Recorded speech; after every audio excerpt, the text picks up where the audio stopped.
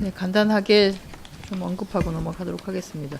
2016년에 국회 국정조사에 제출된 자료, 그리고 저희가 환경부나 환경산업기술원 통해서 제출받은 자료를 전체적으로 종합해 보면 가습기 살균제 제품이 약 43개의 가습기 살균제 제품이 시중에 판매되었고, 이 중에 판매량이 파악된 제품은 총 33개 중 1000만 개 정도에 해당이 됩니다. 굉장히 많은 가습기 살균제가 판매되었음을 우리가 확인할 수 있는데요.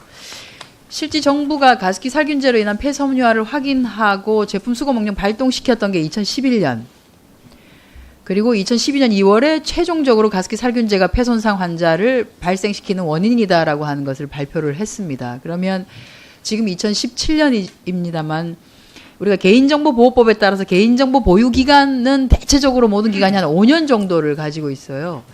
2012년에라도 이 해당되는 가습기 살균제 제품을 판매한 뭐 각종 마트 이런 데서 그 판매 기록들을 그냥 보관을 해라라고 하는 시정이 정부가 좀 적극적으로 되었더라고 하면 2012년을 기준으로 해서 5년 정도니까 2007년부터라도 판매한 내역들은 확보를 할 수 있었을 겁니다. 그런데 정부가 사실은 자발적으로 가습기 살균제 구매 내역을 확보하고자 하는 노력을 전혀 기울이고 있지 아니하고, 이렇게 정부가 방기하는 동안 대형 마트나 또는 그 인터넷 쇼핑몰을 통해서 판매된 가습기 구매 내역은 해당 기간이 도래하면서 다 지금 폐기가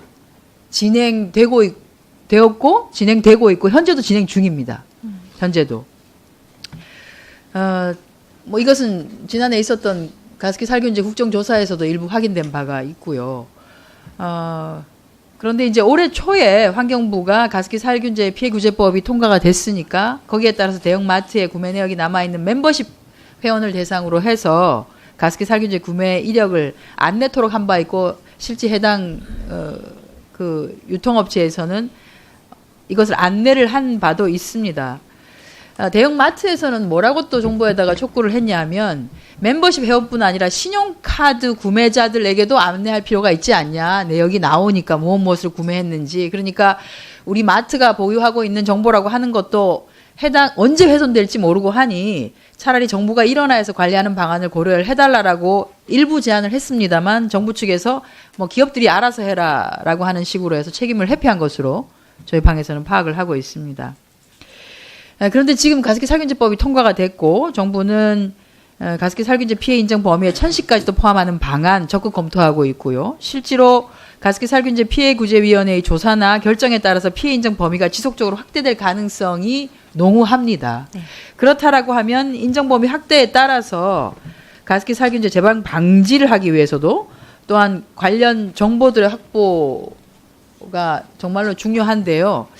여전히 좀 늦기는 했습니다만 지금이라도 각 기업들이 보유하고 있는 구매 이력 또는 신용 판매 이력, 이런 것들을 정부 차원에서 일원화해서 관리를 할 필요가 있다. 이건 향후에 우리가 보상을 해주기 위해서라도, 피해 구제를 해주기 위해서라도 꼭 필요한 부분이다라고 판단이 되는데, 정부 측 어떻게 판단하시는지 장관께서 답변 좀 부탁드립니다.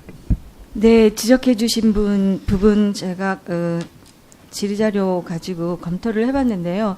일단 저희가 그 멤버십 대상으로 해서는 진행을 하고 있습니다. 받아서 저희가 안내하고 질의 오는 것에 대해서 전체적으로 대응을 해나가고 있는데, 말씀하신 신용카드 부분에 대해서는 아직 구체적인 진행이 되고 있지 않은 것으로 파악했습니다. 이 부분에 대해서 말씀하시는 부분들은 저희가 빨리 할 수 있는 방법을 찾아보도록 하겠습니다. 네, 좀 적극적으로 해주셨으면 좋겠다는 말씀을 드리겠습니다. 그리고 업무보고 한 것 중에 4대강의 녹조가 지속적으로 발생되고 있는데, 이게 아마 이제 수자원공사에서는 자료를 좀 상세한 자료를 가지고 있고, 그것이 어느 정도 협업 체계를 지금 유지하는 것으로 알고 있습니다. 그런데 보의 형태에 따라서 녹조를 저감시키는 효과가, 개방을 한다고 하더라도, 보를 개방을 한다고 하더라도 녹조 저감에 효과가 있는 보가 있을 수가 있고요. 개방에 따라서 효과가 전혀 아주 미미할 수도 있습니다. 그러니까 보가 상승식인 경우에, 상승식 보의 경우에는 보가 상승해도 대체적으로 녹조는 이 그 물 상층부에 쭉 보가 상승식인 경우에는 1분만 더 주시면 드렸어요. 감사합니다. 상승식인 경우에는 그 녹조가 제거되지 않냐고 계속 위에 끼어 있는 상태에서 아랫물만 빠져나가는 효과가 있습니다.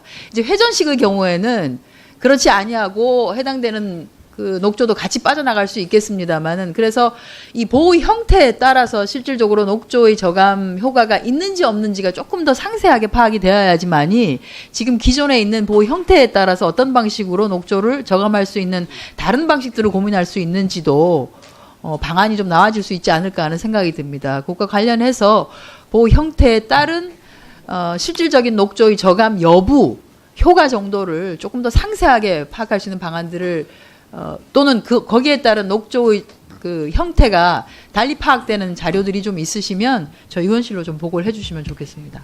네, 의원님 말씀 감사합니다. 저희가 녹조 저감 효과는 전체적으로 수문 개박에 따라서 분석을 해봤는데요. 이걸 보의 형태에 따라서 분류하지는 아직 못한 것 같습니다. 다시 한번 분류해보고 자료는 보고드리도록 하겠습니다. 네, 한정희 의원 수고하셨습니다.